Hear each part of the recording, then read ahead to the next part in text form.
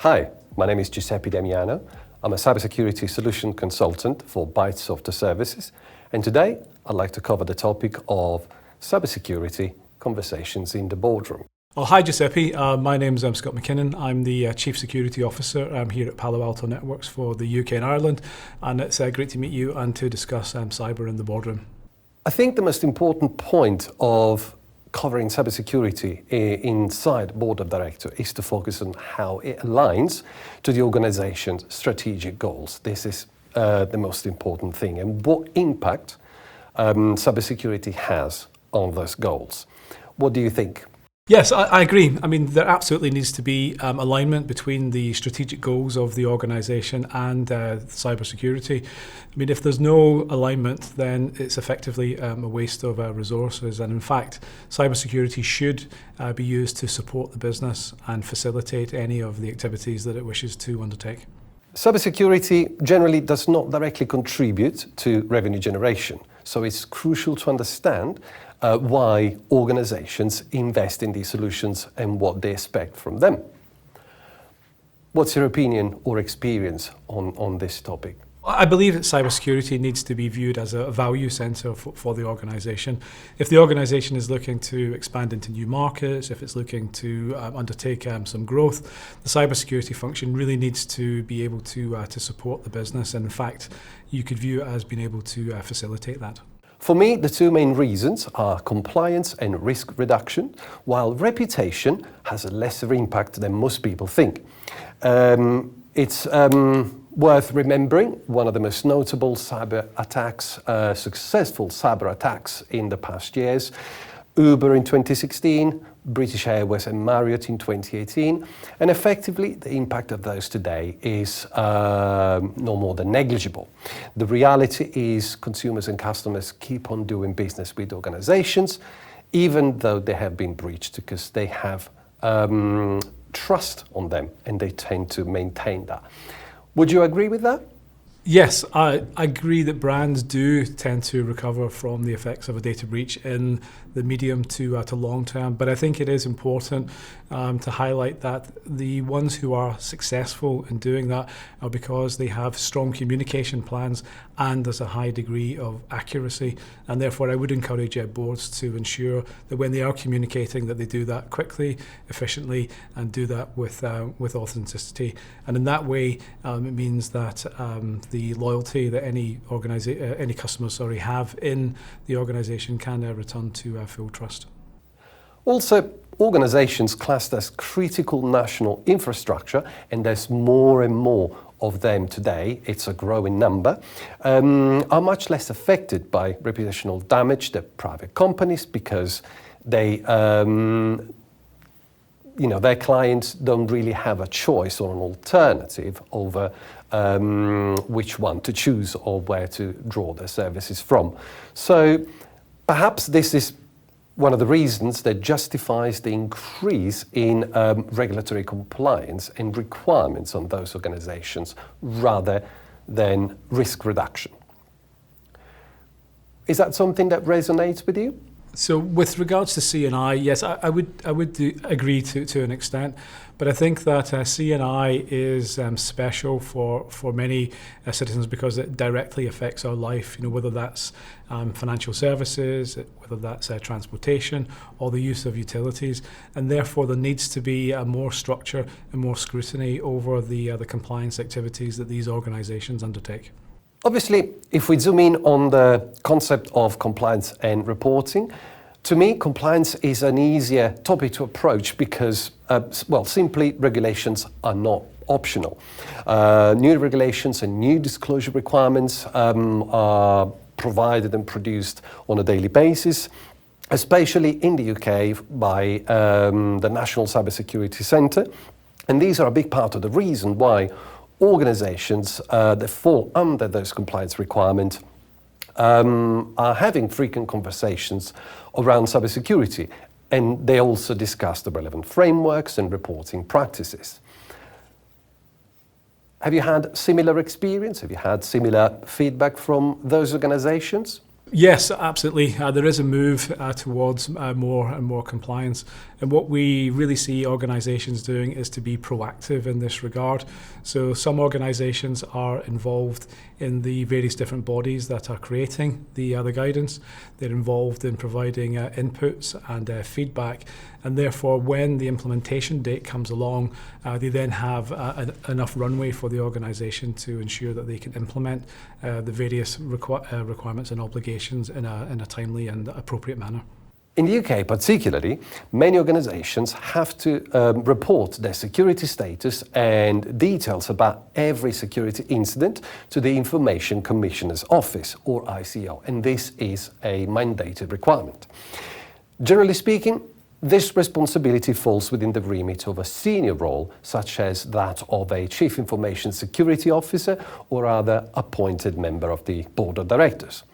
So if an organisation does not have such a role, such an appointed person, or does not have a CISO and thinks they should, the question I would ask them, who is responsible for systematically reporting to the ICO? Now, obviously, this is a subject that I believe you have a lot of experience on. What would you like to share with the audience around this? What I see in organisations who don't have formal structures in place when it comes to the responsibility of reporting to the ICO are a number of different roles that could take over. There could be a data protection officer, it could be somebody from the senior management team, it even could be the legal team, and actually in some organisations we've actually seen it outsourced to third parties. So there are a variety of different options that the board can consider when it comes to nominating the representative to communicate with the ICO. Moving on from compliance, I think the second important aspect that prompts organizations to discuss cybersecurity at the board level is risk reduction, but perhaps not in the way that a lot of people think. The first thing that boards of directors ask themselves, where the question around buying cybersecurity solutions or spending on cybersecurity is, do we need it? The second question is, do we really need it? And of course, if the answer is yes to both, how can they make the most of that investment? Would you agree with that? Is that something that resonates with you? Yes, I mean, cybersecurity is like any other business risk a board has to manage. And, as I mentioned before, I think it is important to see that the capability to secure the assets of the organisation really should be seen as an enabler. But ultimately, it's no different from any other risk that the board has to consider and needs to have the appropriate scrutiny and frameworks applied to it. Another point equally relevant is whether or not to adopt a proactive spending or a reactive spending. Obviously, reactive spending means very little initial investment, only buy security solutions after the fact, after you've been the subject or the victim of a breach, whereas proactive is reducing that risk level to the bare minimum. But of course, this requires a substantial initial investment. In your experience, what is the attitude? What is the majority of the people you speak to attitude in terms of how they spend their money, proactive or reactive? When it comes to reactive against proactive, I think really we need to consider both. I mean, honestly, we're never going to be able to mitigate all risks and therefore have a set of security controls that are perfect up front. So organisations need to be able to be reactive as well. And I think that using various different technologies with regards to automation can help to achieve this. But ultimately, it's going to have to be a balance between proactive and reactive to be successful. Additionally, more and more organizations are focusing on consolidations. They tend to concentrate their efforts on broad solutions that can address multiple requirements and use cases. Some people think point products no longer have the attractiveness or the value they used to. But indeed, if 2024 has taught us something in terms of leading trends, certainly one is that consolidation is on the table for a lot of boards of directors. Would you agree with that? Do you share that experience? So with regards to consolidation, I think we really need to go beyond just consolidation. We really need to think about being able to integrate a series of different products and capabilities into a cohesive set of capabilities. We call this a platform, and that means that we're able to have a single pane of glass to do the administration, as well as having a single source of truth from a data perspective. So consolidation for sure can help. But it really needs to be integrated so that it can effectively achieve the cyber outcomes that boards are looking to achieve. Of course, consolidations brings many benefits, including optimization of spend, including reduction of level of effort for the people in charge of operations. But one thing that not everyone noticed is that there are some drawbacks or downsides, and one in particular is the fact that the procurement process becomes a little complex, as in with solutions covering more areas and being broader, there's an extended set of stakeholders tasked with the sign-off and approval, and this often prolongs the sales cycle and makes the whole process inherently slower. Have you ever experienced something like this personally, or have you ever heard of this being an effect of consolidation? Yes, I think there is always a challenge when it comes to the implementation of these technologies. So the idea that you can just come in and change a whole set of individual products into a platform is probably a little bit unrealistic. What we see happening are that we work with our customers to understand what the life cycles are for the existing capabilities that we have. We can then map those out and then build those into a plan so they can then over time migrate the capabilities onto the platform, and therefore mitigate some of the concerns over consolidation in a more piecemeal manner. Continuing along the risk reduction main topic area, other factors influencing conversations at the board level are, of course, cyber resilience. If anything, cyber resilience is the most important aspect because it entails keeping the lights on, keeping the business running. And that, if that isn't the most important thing for every organization, then I don't know what that is. Does that make sense? Is cyber resilience important? Yes, of course. I mean, we talk to many seniors within our customer organisation about how they can manage cyber resilience, and really what it comes down to is being able to understand what the current business risks are, how secure and how effective the current controls they have in place, and probably most importantly, how they can respond to any threats that do arise. And this way, we're helping our customers to build a cyber resilience capability into their operations. As we mentioned before, reputational damage perhaps has much less of an impact in the actual relationships, a volume of business for organizations. People just generally don't seem to be too opinionated, at least not in the mid to long terms, regarding an organization having suffered a breach. So that's, in my opinion, at least not really a major concern, but risk reduction, as in minimizing the chance of business interaction, something which could have significant impact in the revenue and ultimately the longevity of an organization, I think has to be at the top of the conversation table. With regards to risk reduction, yes, of course it's important. As I mentioned earlier, cyber risk is part of the responsibilities of any board, and it should have the appropriate level of focus and investment to make sure that the board is comfortable with the level of operational risk the organisation is holding, and therefore it can be effectively managed. Of course, cyber resilience is important, but it's not the only subject. There's also cyber insurance. Many organizations today contract cyber insurance for all the whole reasons, whether they are mandated to do so or whether they think it's an excellent idea. And like all insurances, it's important to understand what's available to each organization, what influences the cost of cyber insurance or premium.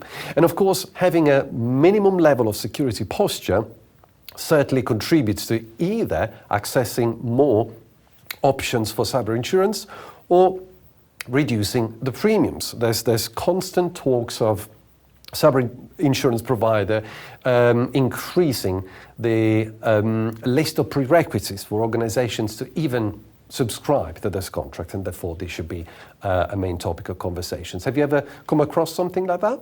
Cyber insurance, yes. I mean, of course, it's an important part of any organisation strategy, but there are a couple of caveats that I would consider.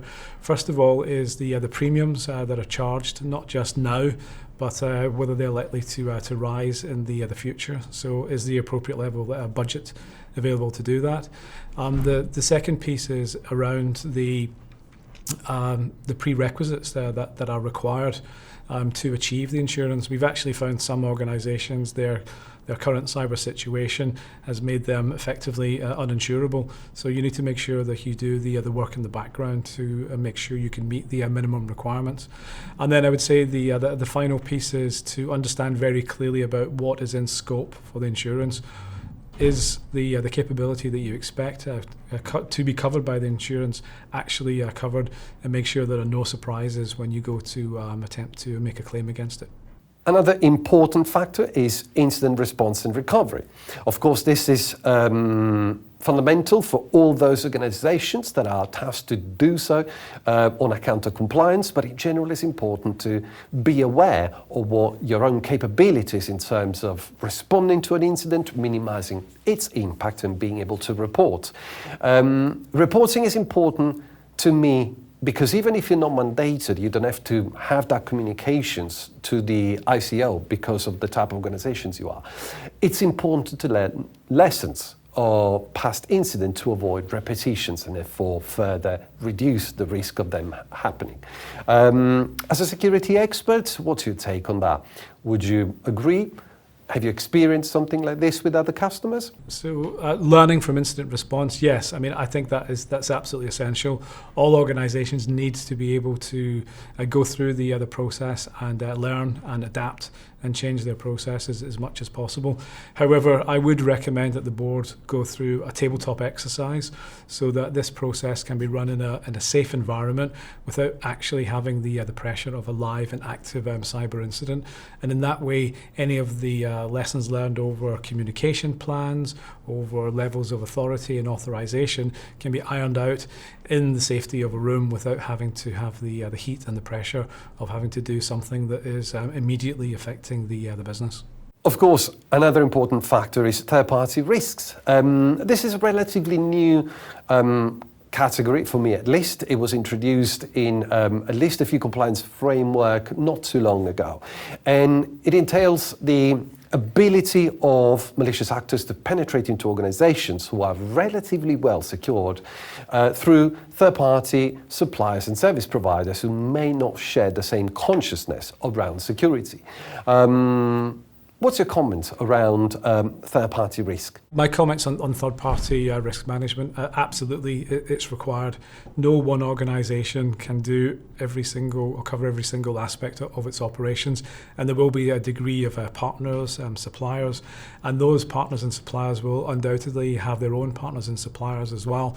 So it is incumbent upon the board to think through all of the different levels of third-party risk to ensure that the organisation is protected. Ensuring that third-party suppliers and partners comply with cybersecurity standard, at least to the same level of an organisation, is important. But as many customers have found out, it becomes tasking when one tries to do it on a regular basis, very consistently. Quite a few organisations I've spoken to have tried to extend their existing third-party assessment, those covering financial status and the likes, to introduce things like security and data. Then for some, this works. For others, it becomes too much of a manual effort. Of course, the solution for those is obvious. There are plenty of solutions available that can automate and render this exercise at least easier and less time-consuming. Would you agree with that? Is it challenging to do continual third-party assessments? Yes, it is. And of course, it depends on the degree and the complexity of the supply chain of the organisation.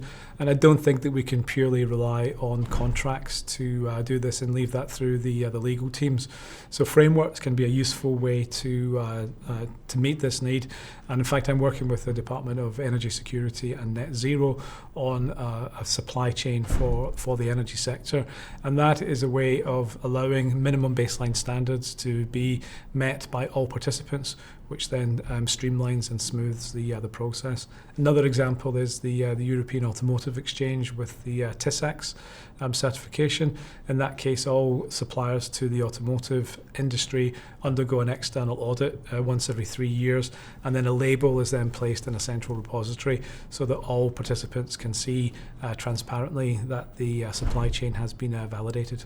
Of course, there's also cyber skills shortage. Who isn't aware of the fact that there's fewer and fewer skilled human resources to cover security within organizations, which causes a whole host of problems. And of course, being this a subject of conversations in senior leadership teams means that it's important that people collaborating with those organizations are fully aware and have the ability to provide consultative advice or even a plan of actions. Is this something you've come across in conversations with your customers? So have we seen cyber skill shortages? Absolutely, yes. There really is not enough people with the correct skill sets coming into the industry, and I know that the government is trying to address that with its skills agenda, and there are also various bodies that have been set up to build cyber skills. However, automation and platformization are actually ways in which we can reduce the requirement on the number of personnel and the skill set required to achieve this. Just to give Palo Alto Networks as an example, as we've grown significantly over the last 5 to 10 years, with more customers, more staff, more products, we haven't had to increase the number of personnel inside our security operations center in a linear fashion. We've been able to break that link and be far more effective. So technology can also be part of the answer to that as well. And of course, last but not least, we can't leave out one of the trendiest subjects of this year, which is generative AI. I know there's a lot of hype, I know there's a lot of interest and conversation on generative AI around what it is and what it does. In my opinion, the reason why this is being discussed in boards of directors is because the technology is very attractive, and at least on paper it promises to deliver major improvements in workforce productivity. But if you realize that this technology is available to organizations and therefore also to cyber criminal organizations, the question also exists on what happens in situations where cyber criminals leverage this technology. How do we need to modify our cybersecurity strategy to maintain our compliance, to maintain our low risk and our good cybersecurity posture? What do your customers think about generative AI, and how many of them do you think are concerned and take it seriously and use it as a frequent topic of conversation?